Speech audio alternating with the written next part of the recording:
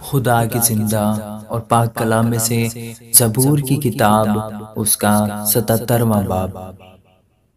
میں بلند آواز سے خدا کے حضور فریاد کروں گا، خدا ہی کے حضور بلند آواز سے وہ میری طرف کان لگائے گا۔ اپنی مصیبت کے دن میں نے خدا کو ڈھونڈا، میرے ہاتھ رات کو پھیلے رہے اور ڈھیلے نہ ہوئے، میری جان کو تسکین نہ ہوئی۔ میں خدا کو یاد کرتا ہوں اور بے چین ہوں، میں واویلا کرتا ہوں اور میری جان نڈھال ہے۔ تو میری آنکھیں کھلی رکھتا ہے، میں ایسا بیتاب ہوں کہ بول نہیں سکتا۔ میں گزشتہ ایام پر یعنی قدیم زمانہ کے برسوں پر سوچتا رہا۔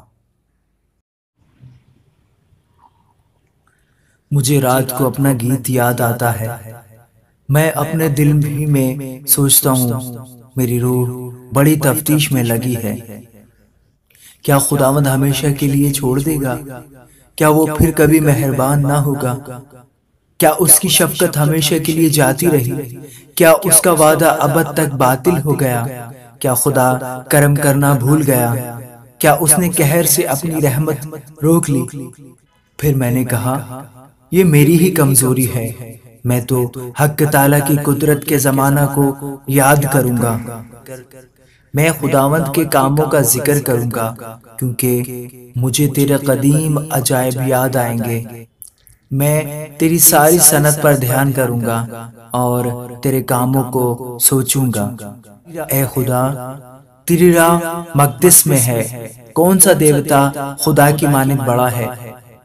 تو نے قوموں کے درمیان اپنی قدرت ظاہر کی، تو نے اپنے ہی بازو سے اپنی قوم بنی یعقوب اور بنی یوسف کو فدیہ دے کر چھڑایا ہے۔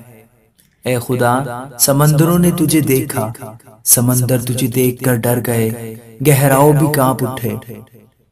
بدلیوں نے پانی برسایا، افلاک سے آواز آئی، تیرے تیر بھی چاروں طرف چلے۔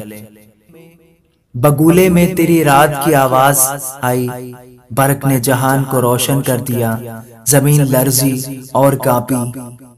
تیری راہ سمندر میں ہے، تیرے راستے بڑے سمندروں میں ہیں، اور تیرے نقش قدم نامعلوم ہیں۔